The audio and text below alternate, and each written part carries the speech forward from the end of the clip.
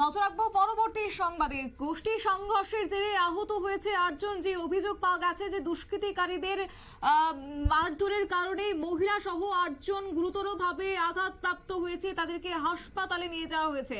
অবশ্যই বিষয় উঠে আসছে বসিরহাট থেকে। বসিরহাট মহকুমার হারোয়া থানার কুলটি গ্রাম পঞ্চায়েতের প্রাক্তন প্রধান অর্থাৎ বর্তমান পঞ্চায়েত সদস্য আব্দুর রউফ সহ কার্যত 8 জনের উপর হামলা চালানো হয়েছে এবং হামলার তেড়ে সরাসরি দুষ্কৃতিকারীদের বিরুদ্ধে উঠে আসছে। এবং সেই সঙ্গে আরো একটি বিষয় তারা তুলছে যে মুখ্যমন্ত্রী মমতা বন্দ্যোপাধ্যায়ের বারবার কড়া বার্তা দেওয়ার পরেও নাকি মিনাখা এবং হাওড়া বিধানসভার গোষ্ঠী দ্বন্দ্ব এবং যার জেরেই কার্যত 8 জন আহত হয়েছেন বলে খবর। তবে শুরুতে আমি শোনাবো যে আক্রান্ত তৃণমূল কর্মীদের তাদের কি বক্তব্য রয়েছে।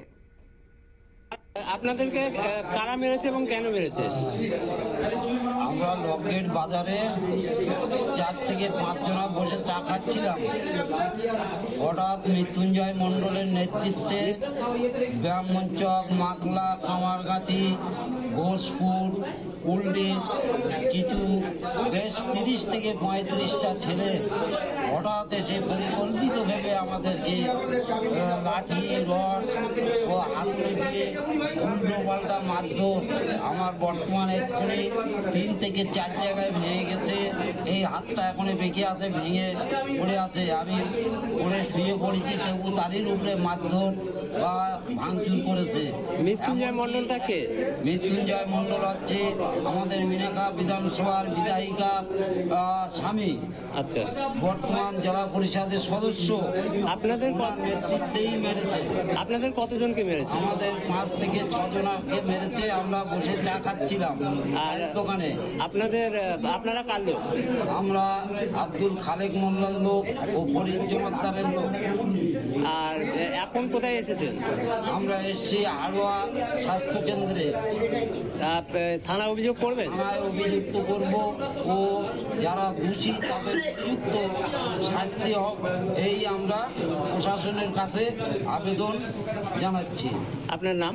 আমার নাম আব্দুল রহমান মোল্লা, বর্তমান পঞ্চায়েত সদস্য। এর আগে 2008 থেকে এই পর্যন্ত পঞ্চায়েত সদস্য হয়ে আছি। প্লাস প্রধানও ছিলাম আমি। কত সালে? 2013-এ। 2013 থেকে 2018 অবধি? 18 পর্যন্ত। কোন দলের প্রধান ছিলেন? তৃণমূল কংগ্রেসের। আচ্ছা, আপনারা শুনলেন তৃণমূলের নেতা কর্মীদের বক্তব্য এবং তারা যে জানাচ্ছেন যে গোষ্ঠী দ্বন্দ্বের জেরেই কার্যত কোনোভাবে যেন থামানো যাচ্ছে না। বিগত দিনেও একই ছবি ধরা পড়েছিল, যার কারণে এবার নেতৃত্বরা একেবারেই কোণঠাসা।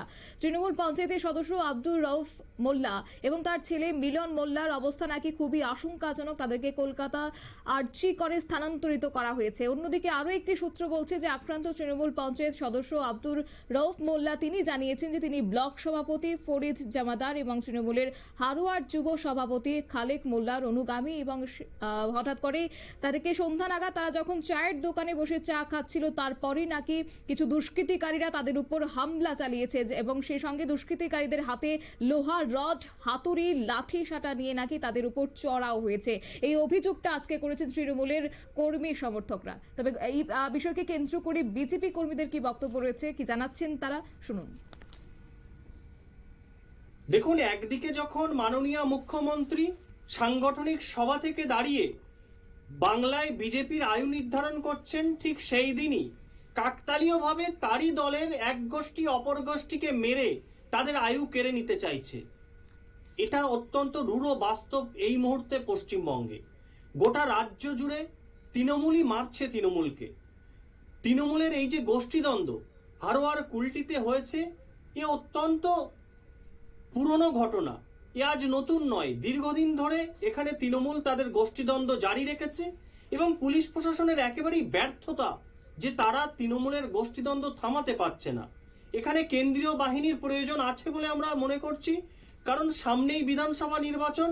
তার আগে তৃণমূল কংগ্রেসের এই গোষ্ঠী কোন্দল থামানো অত্যন্ত জরুরি এলাকার শান্তি বজায় রাখার কারণে।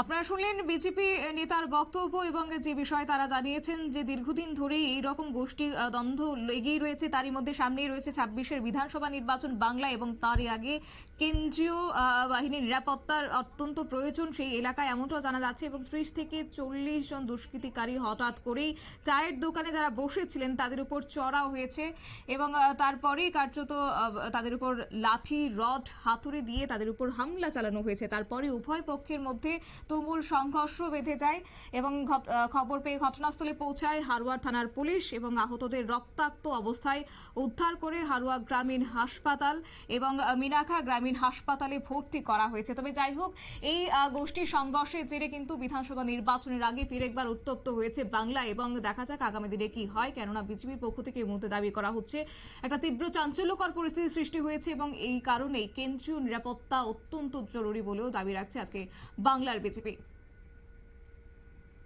নিয়ে নিচ্ছে ছোট্ট একটি বিজ্ঞাপন বিরতির সঙ্গে থাকুন।